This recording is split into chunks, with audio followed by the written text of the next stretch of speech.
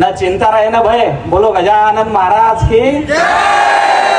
आता हा काय विषय आहे याच्यासाठी तो व्लॉग तुम्हाला पूर्णच पाहा लागेल. तर जय गजानन माऊली. तसं तर तुम्हाला माहिती आहे की मी संध्याकाळी महाराजांच्या मंदिरात दर्शनासाठी जात असतो, पण बाहेरगावी कुठे जायचं म्हटलं की मग संध्याकाळचं दर्शन राहून जाते. आणि आज आम्हाला अमरावतीला जायचं होतं, म्हणून दुपारीच महाराजांचं दर्शन घेऊन घेतलं आणि महाराजांची अमरावती जाण्यासाठी आज्ञा घेऊन घेतली. आता तुम्ही म्हणसान की जवळ असतो चालला अमरावतीला आणि महाराजांची आज्ञा कशाला घ्यायला लागते, पण आता तुम्हाला तर माहिती आहे की माझ्या जीवनातले कर्ता आणि करविता म्हणजे सद्गुरू गजानन महाराज, त्यांच्या आज्ञेशिवाय मी घराच्या बाहेर सुद्धा पाय टाकत नाही, तर शेगावच्या बाहेर तर दूरच राहिलं. आता अमरावतीला जायचं आहे म्हटल्यावर ट्रेन तर काही आपल्या घरी येणार नाही, आपल्यालाच रेल्वे स्टेशनवर जावं लागेल. रेल्वे स्टेशनवर पोहोचताबरोबर थोडाफार नाश्ता करून घेतला आणि आधुनिक काळ आहे हे लक्षात येताबरोबर आम्ही लाईन न लावता मशीनवरून तिकीट काढलं. आता आमच्या फीडमध्ये असे रील स्टार आहेत की जे कोणी फॉर्च्युनरनं फिरते, कोणी इनोवानं फिरते, कोणी स्कॉर्पिओनं फिरते, आणि एक आम्ही गरीब आहोत की कधीच आमच्या ब्लॉगमध्ये तुम्हाला मोठ्या मोठ्या गाड्या पाहायला भेटत नाही. कधी पहा टू व्हीलर, ऑटो, बस, ट्रेन आमच्या जीवनात हेच चालू आहे. पण आता तुकाराम महाराजांचा हा अभंग इथं परफेक्ट बसते की ठेविले अनंत तैसेचे राहावे, चित्ते असू द्यावे समाधान. आपल्याजवळ जे आहे त्याच्यात आपण समाधानी राहिलं पाहिजे. देवाने आपल्या कल्पनेपेक्षाही चांगला विचार आपल्यासाठी केलेला असतो, फक्त त्याच्यासाठी आवश्यकता असते ते श्रद्धा आणि सबुरीची. मग आपल्या नांदुराचे फेमस ब्लॉगर शुभमभाऊ वावगे आले आणि त्यांनी आम्हाला कडक उन्हात थंडगार लस्सी सप्रेम भेट केली. त्याला धन्यवाद म्हणत नाही तर तेवढ्यात आपल्याला महाराजांच्या काही भक्तांच्या भेटी झाल्या. आता पुढच्या व्लॉगमध्ये तुम्हाला विदर्भातले एक से एक फेमस रील स्टार दिसणार आहेत. पण आता तुम्हाला तर माहिती आहे की आपल्या जीवनात वेळेला खूप महत्व आहे आणि 1-1.5 मिनिटात मी तुम्हाला काय काय सांगू, म्हणून याच्यासाठी आता तुम्हाला पुढचा व्लॉग पाहा लागेल. आणि पुढचा व्लॉग पाहण्यासाठी तुम्हाला मला फॉलो करावं लागेल आणि फॉलो करण्यासाठी तो खाली जो फॉलोचा बटन दिसते तो तुम्हाला दाबा लागेल. आपण भेटू पुढच्या व्हिडिओमध्ये, तेव्हापर्यंत न चिंता राहे न भय, बोलो गजानन महाराज की जय.